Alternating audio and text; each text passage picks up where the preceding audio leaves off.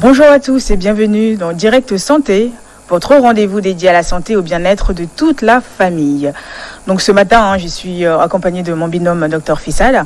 Donc le sujet d'aujourd'hui, c'est le cancer. Le cancer le plus diagnostiqué chez la femme à travers le monde, autant qu'avant la ménopause. Une femme sur 9 sera atteinte d'un cancer du sein au cours de sa vie. Le plus souvent, le cancer survient après les 50 ans.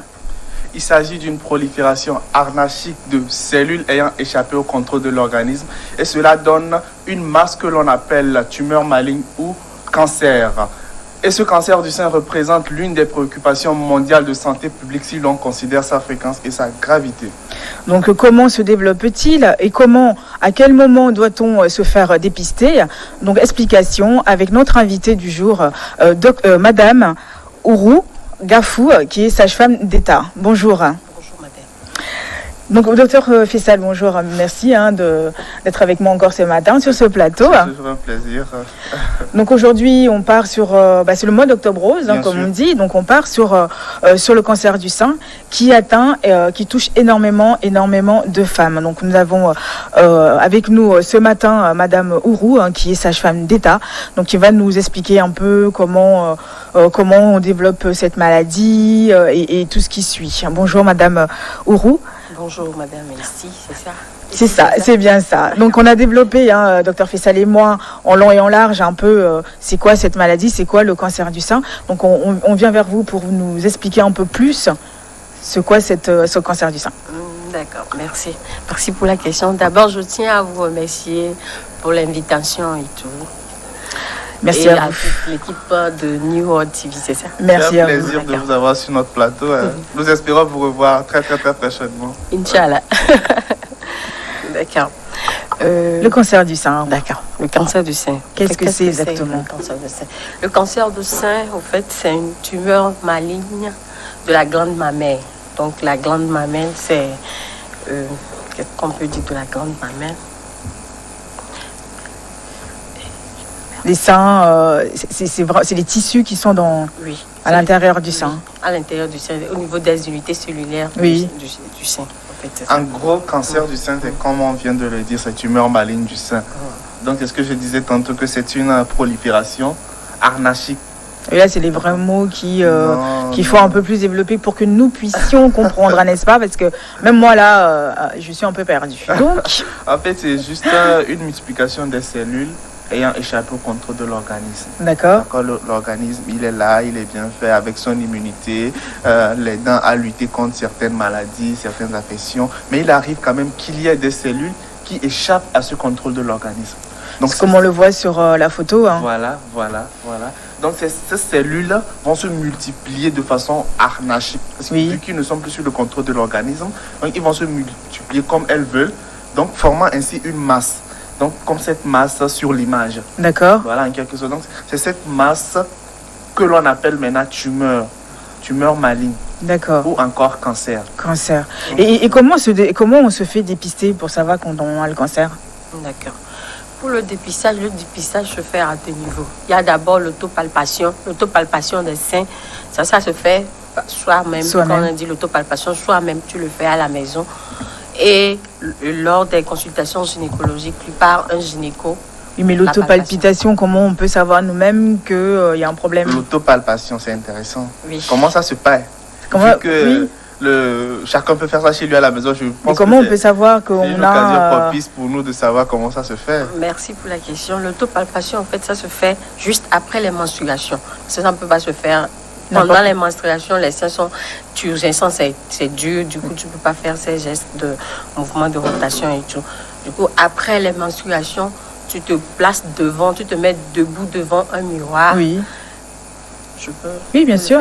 Donc, tu te mets debout devant un miroir, donc tu places le miroir devant toi, tu te mets debout. D'abord, tu inspectes les seins. Mais je pense qu'il faut enlever sa chemise, non? Ah bah tiens, dis donc. Tu ne peux pas quand même inspecter les seins à travers ton... Mais dis donc, à la télé, là, je veux me mettre nu devant la télé. Ok, d'accord, on passe. Donc, on se met devant le miroir et... On inspecte les deux seins pour voir la grosseur et tout. Et on inspecte les deux mamelons pour voir s'il n'y a pas un écoulement et tout. Parce que Et en dehors de la grossesse et de l'allaitement, il ne doit pas avoir des De lait. écoulements du Dedans. lait, oui, dedans. Du coup, après l'inspection, tu soulèves tes 2 bras vers le haut, tu soulèves tes 2 bras comme ça. Donc, quand tu soulèves tes 2 bras, au fait, le sein monte. Quand il n'y a rien dedans, ça monte. Mais quand il y a une masse dedans, la masse fait que ça pèse, du coup, ça ne va pas monter. Donc, du coup, quand tu montes tes 2 bras, tu regardes si les 2 seins sont debout. Donc, les 2 seins accompagnent le mouvement de soulever le bras, ça se soulève comme ça, tu regardes. Et tu prends la main non soulevée, oui. pour commencer à palper la main et le sein de la main qui est soulevé. Oui, ce qui est soulevé, merci. Donc, avec les 3 doigts du bras, tu commences par des petits mouvements de rotation en cercle, en suivant les sens de l'aiguille d'une montre. Du coup, on commence là. Donc, c'est des petits mouvements de palpation. Donc, la palpation consiste à rechercher une nodule. Donc, quand vous palpez, vous sentez s'il y a une nodule, une boule à l'intérieur. Une boule. Donc, quand vous palpez, donc le bras est toujours comme ça et vous palpez dans le sens de l'aiguille d'une montre à la recherche d'une nodule. Donc, après avoir, vous commencez toujours par la face interne du sein. Donc, quand vous finissez, vous pressez le bout du mamelon pour voir s'il y a un liquide, un écoulement ou pas. Donc, le même mouvement se fait sur l'autre sein et tout. Donc, à soulever, se mettre devant un miroir, les bras en haut, et donc à vérifier, c'est-à-dire quand on soulève les bras en haut, il faut voir que les mouvements du sein, il faut que ça suit. Et que ça suit, que ça monte. Et après, donc, redescendre un bras et prendre la main non soulevée pour palper les seins dans le sens d'une aiguille d'une montre. Donc, à la recherche d'une boule. Donc, à partir du moment où vous sentez quelque chose, là, il faut se poser des questions. Donc, pareil pour l'autre main. Donc, pareil, l'exercice sur l'autre sein, pardon. Et à la fin, on presse le bout pour voir s'il y a un écoulement qui sort ou pas. Et ça, s'il y a un petit problème dans ce sens, il faut directement se faire dépister, c'est ça. Oui. Il faut aussi ajouter l'autopalpation sous les aisselles. C'est-à-dire, quand vous finissez les 2 seins, vous palpez sous les aisselles, voici, il y a des ganglions. Donc, un ganglion aussi, c'est une masse aussi qui se forme là-bas. Donc, quand il y a une présence d'un ganglion, ça doit alerter. Ça doit t'alerter, c'est un signe d'alerte, au fait. Mais ça peut être les ganglions, ça vient n'importe comment. Les ganglions viennent ensuite à un problème. Au fait, le ganglion, c'est un processus, Les ganglions viennent souvent suite à un processus tumoral, comme elles viennent de le dire. Donc, quand vous avez un ganglion, cela doit alors vous alerter. C'est peut-être pas forcément le cancer du sein, mais quand même un ganglion. Un ganglion, doit quand même vous alerter. Et puis, il n'y a pas que les aisselles, les ganglions peuvent également se retrouver au niveau du pli de l'aine, au niveau de la région, là, sous le menton, d'accord, sous le menton. Oui, mais ça, c'est pas lié au cancer du sein. Non, c'est pas lié au cancer du sein. Pour le cancer du sein, le ganglion se trouve sous les aisselles. Oui, sous les aisselles. Donc, il y a l'autopalpation, et la mammographie. Et la mammographie. Et la mammographie, oui. Mais il faut souligner que la mammographie ne se fait pas à tout bout d'âge. À tous les âges. Oui, à tous les âges, oui. Justement, on va y venir sur la question sur la mammographie. Mais qu'est-ce que c'est exactement une mammographie? La mammographie. Pour que les gens puissent comprendre. Oui. La mammographie, c'est une image radiographique des seins. Oui. Donc, c'est une image radiographique des seins. Donc, ça sert à... elle permet d'obtenir des images des tissus, des cellules, comme là, on voit sur l'image un peu. Oui. Non, mais en image radiographique, n'est-ce pas, madame? En image radiographique. Donc, donc, en gros, avec ça, on sait déjà qu'il y a des cellules qui sont dans le sein. Dans le sein. Non, je pense que c'est ça la mammographie. Elle permet en fait de voir l'état du sein à la radio. D'accord, c'est un examen radiologique. Quand même qui permet de voir l'état du sein. Donc ça permet de voir le sein dans son ensemble. Est-ce qu'il y a des tumeurs, est-ce qu'il y a des masses, est-ce qu'il y a des nodules, est-ce qu'il y a des nodules, comme elle vient de le dire. Et donc la mammographie, il faut systématiquement faire ça aussi pour pouvoir, si par exemple on n'est pas vraiment satisfait de l'autopalpation. La mammographie, la mammographie est un examen très systématique à partir de 50 ans. La mammographie ne se fait pas à tout moment. On ne peut pas dire à une jeune fille de 18 ans de faire la mammographie. Pourquoi à partir de 50 ans, il faut faire À cause des radiations. Des radiations, Des- puisqu'on dit que c'est des... Ça use. Oui. Ok, voilà, on apprend des choses, hein, docteur Fissal. Bien En Mais plus, en vous même êtes temps- tout en rose, octobre Ouais, rose. c'est octobre rose, hein, Ah. c'est octobre rose. Seulement que l'autopalpation n'a pas été faite en bonne et due forme. Donc... Ah oui, non, mais ça, non, par contre. Arrivé à la maison, tu fais ça chez madame.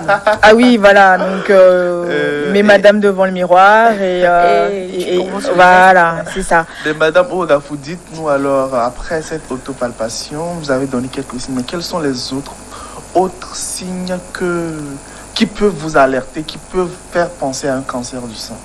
Merci pour la question. Donc, pardon, les autres signes qui peuvent nous alerter, donc à part la nodule, la présence de la nodule dans le sein, Oui. il y a les écoulements mammaires. Donc, quand tu vois un écoulement, tu n'es Mammaire. pas enceinte, tu n'es pas une allaitante, tu vois un écoulement, tu presses, tu vois un écoulement. Donc, ça doit t'alerter. Donc, il y a des couleurs, des fois c'est verdâtre, des fois ce n'est pas que le lait, mais il y a un liquide qui sort. Oui. Donc, dès qu'il y a un liquide qui sort, ça doit t'alerter. Tu dois courir chez un gynécologue, voir un gynécologue parce que c'est lui qui est plus habilité à savoir qu'est-ce que c'est et tout. Et combien de fois doit-on aller chez un gynéco pour se faire suivre et peut-être après nous alerter sur ces signes-là? Docteur Fissal, vous voulez répondre? Oui, je pense que pour un gynécologue, ça va de soi, et tout dépend en fait de ce que vous présentez comme facteur de risque. D'accord, parce que peut-être quelqu'un qui est suivi pour une maladie quelconque de Oui. l'appareil génital doit normalement aller voir le gynécologue plus qu'un individu qui est normal. Oui. Mais je pense que la visite gynécologique est mise à la fréquence de une visite par an. Par an, Si au tout moins va se bien. faire suivre. Ouais, si tout va bien, une visite par an. Et je tiens également à préciser que par rapport aux signes, il est possible que vous ayez des signes liés à la peau. D'accord? Donc quand C'est-à-dire? vous vous mettez devant un miroir, il faut également voir quelle est la peau recouvrant vos seins. Oui, la couleur de la couleur peau. de la peau, Recouvrant est-ce qu'il y a une déformation, est-ce que la peau donne un aspect, souvent dans le jargon médical, on parle d'aspect de peau d'orange. Oui, mais à partir de 50 ans, forcément, les seins sont plus les mêmes. Les seins ne sont plus les mêmes, mais la peau, elle reste la même. Ben non, puisque ça ramollit un peu. Oui, mais ça, c'est lié à l'âge. Oui, c'est lié à l'âge, mais quelqu'un qui a 50 ans et qui qui se met devant un miroir, mais forcément verra que sa peau n'est pas pareille. Non. Dans ce genre de situation, la description, elle est précise. Ok. D'accord? Il s'agit d'une peau qui a un aspect de peau d'orange.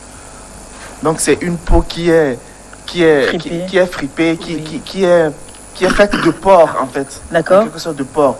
Donc, et ça part des bouts du mamelon Oui, jusqu'à l'extrémité, jusqu'à la périphérie. Il y a aussi ce fait que la peau peut en fait être adhérée Oui. au grille costale. Comme elle vient de le dire, quand vous soulevez la main pour l'autopalpation, les seins ne suivent pas le mouvement. Oui. Donc il y a une pesanteur au niveau des seins. D'accord. Bah écoutez, on va marquer juste un temps de pause. On revient juste après pour continuer et peut-être vous montrer comment ça se passe.